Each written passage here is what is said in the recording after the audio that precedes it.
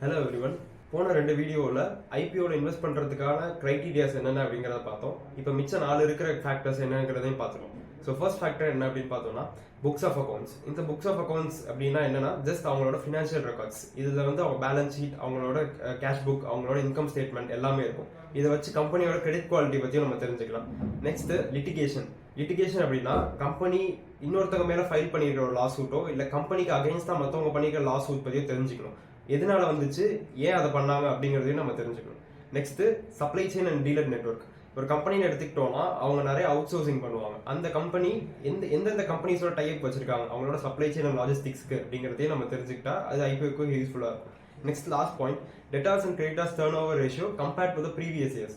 அதாவது அவங்க டெட்டாஸையும் கிரெடிட்டாஸையும் எப்படி ஹேண்டில் பண்ணுறாங்க, இயர் டு இயர் அது எப்படி இன்க்ரீஸ் ஆகிட்டு இருக்கா இல்லை டிக்ரீஸ் ஆகிட்டு இருக்கா, இல்லை ரேஷியோ பாசிட்டிவாக இருக்கா நெகட்டிவாக இருக்கா அப்படிங்கிறதையும் நம்ம அவங்களோட ஃபினான்ஷியல் டேட்டா வச்சு தெரிஞ்சுக்கலாம்.